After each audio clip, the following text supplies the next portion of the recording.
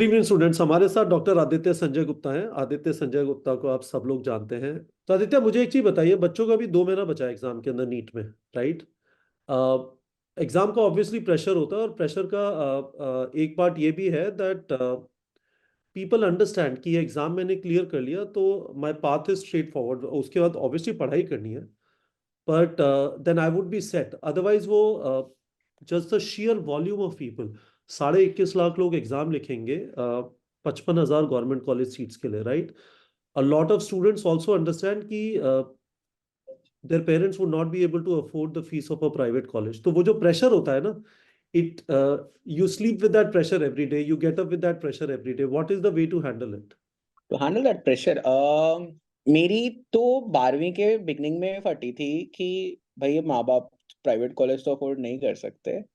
Yeah. तो वो pressure अगर आप 12वीं के बिगनिंग में लो तो अभी कम होने लगता है।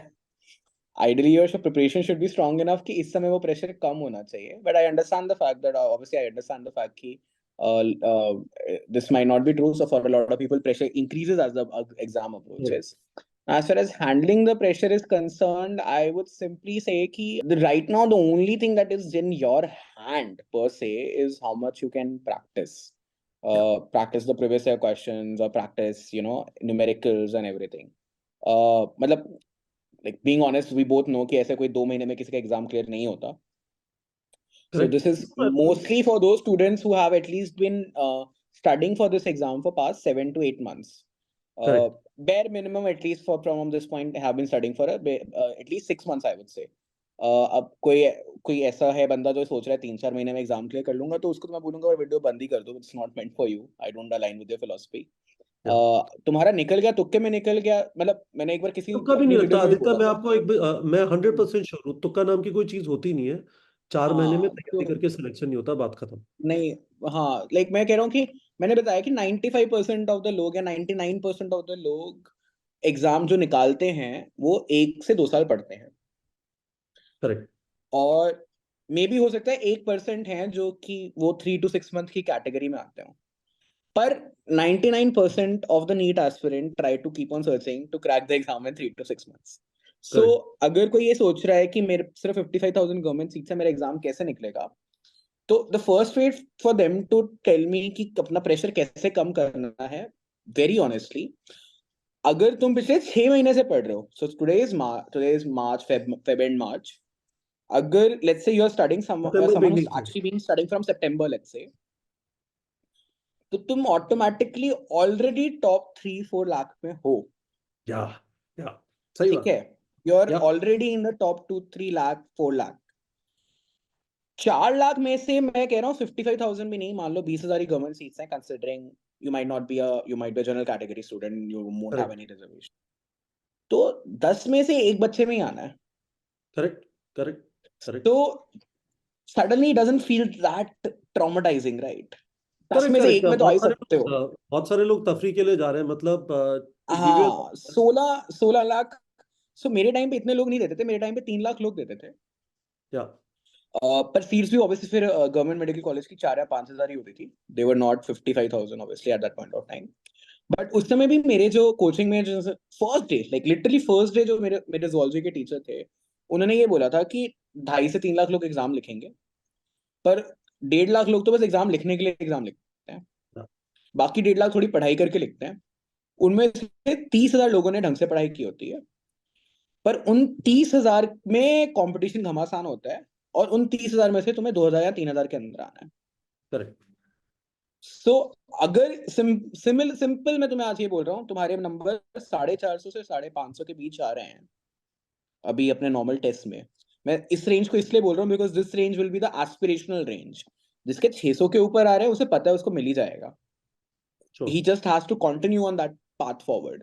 It is this 450 to 550 wala range people who are hoping ki in the next 2 months can they cross that 600 barrier and get to that government college that they desire.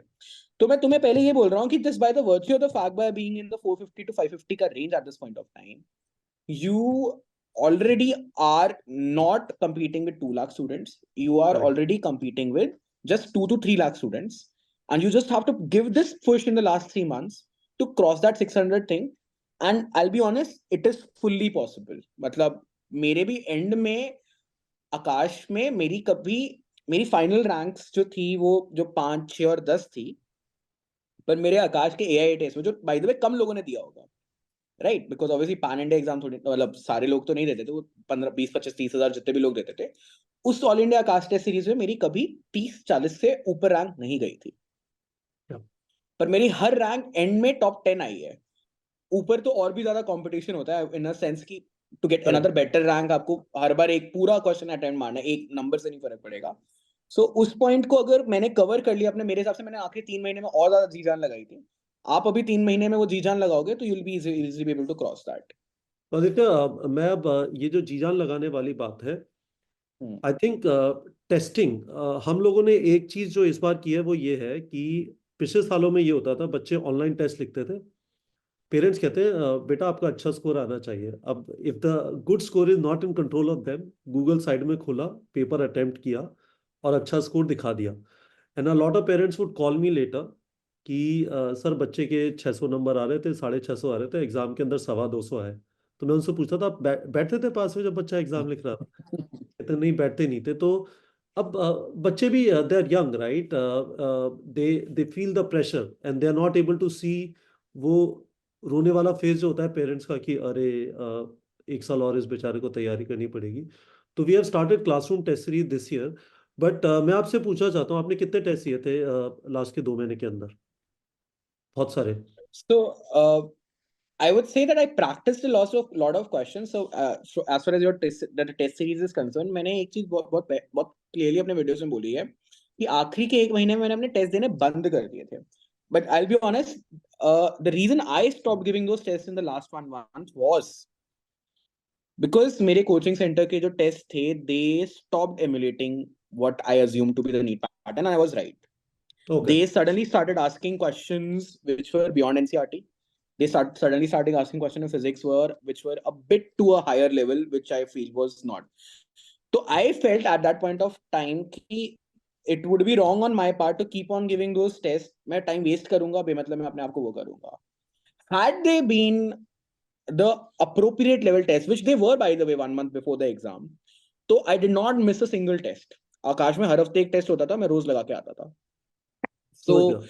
my advice to everyone would be at, especially जो पिछले 7-8 महीने से ढंग से पढ़ रहे हैं, कि आखिरी के 1 महीने में, मैंने पहले भी वीडियो बनाई थी, if you are going to start the full syllabus mock, start slow, 10 days में एक बार, 14 days में एक बार, but आखिरी के 2 महीने में you can easily increase the frequency to once per week to या once in 4 to 5 days. तो हम लोग क्या करें आदित्य, हम लोग का बच्चों के लिए प्लान ये है, हमारा जो क्लासरूम टेस्ट सीरीज है वो अब नेक्स्ट फेज में मूव कर रहा है। तो it is available, students can enrol now. तो मार्च के अंदर 2 11th और 2 12th के टेस्ट हैं, और फिर 31 मार्च से 28 अप्रैल तक 7 फुल सिलेबस टेस्ट है, राइट। तो मार्च एंड और अप्रैल वाले करीब 5 वीक्स के अंदर 7 फुल सिलेबस टेस्ट है, और उससे पहले वीकली एक 11th एक 12th एक 11th एक 12th, but all of these are full duration test, यानी 720 मार्क्स के हैं। पर तीन तीन तीन 3 घंटे के होंगे. तो मुझे एक चीज बताओ, स्पेसिफिक क्वेश्चन, टेस्ट से पहले आप रिवाइज करते थे, जाने से पहले पन्ने पलटा, फॉर्मूले देखा, ऑल दैट यू डू, जिससे ऐसा ना हो कि टेस्ट में भूल गए, नहीं याद हो गया था सब कुछ? सो एंड में तो यही होना चाहिए. सो आई वुड से मार्च के टेस्ट में करता था और अप्रैल के टेस्ट में करना बंद कर दिया था. क्योंकि और दूसरी चीज दिमाग में, राइट, बस अब अप्रैल प्रैक्टिस। 15 के बाद अप्रैल 15 के बाद दिए नहीं थे, बट अप्रैल में जो 2 या 3 दिए थे उनमें करना बंद कर दिया था. आप जाओ टेस्ट दो. हाँ, एक चीज होनी चाहिए आई वुड से कि जैसे फिजिक्स और केमिस्ट्री है, तो थोड़ी बहुत इक्वेशंस नहीं होती याद और थोड़े बहुत फॉर्मूले नहीं रहते याद, उनके लिए एक छोटी कॉपी बनी होती है. वो अगर आपको लग पलट रहा है लिया। कि if you want to see that, उनको एक बार पलट लिया. बट हाँ, तुम ये सोचने लग जाओ कि मैं एग्जाम से पहले एक बार पूरा बायो का एक पूरा एमसीईआरटी का चैप्टर पढ़ के चला जाऊँ हाँ या ना दो ना चला, ना। तो वो हाँ। That is not possible. Go and give the test. In fact मैं बहुत बोलता हूँ that the best active recall is better than passive recall, and the only method to get an active recall is by giving a test, by solving MCQs. So your day should start with solving MCQs and it should end with solving MCQs. And to assess where you stand amongst them, you again have to solve MCQs, which is what we call a test. Excellent. और test के बाद ये बताओ, तुम्हारे तो number पुकार आ रहे होंगे उस टाइम पे, तो टेस्ट के बाद कुछ इंसाइट मिलती थी, अरे यार ये वाली चीज नहीं आती, अरे ये वाली चीज नहीं आती? उगार नहीं।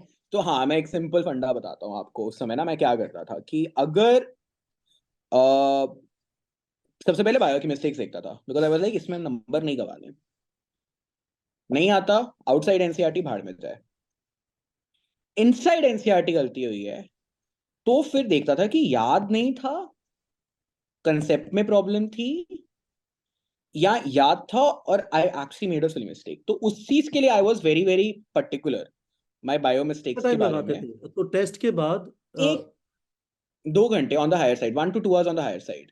आपके but you test would, test का मतलब ये ऐसा नहीं नहीं है है कि, कि ऐसा ऐसा नहीं है ना आदित्य कि टेस्ट हुआ और पेपर को साइड में रखा और फिर कुछ और करने लगा? यू हैव टू, टेस्ट का वो रिचुअल खत्म नहीं हुआ till the time you have done a good postmortem.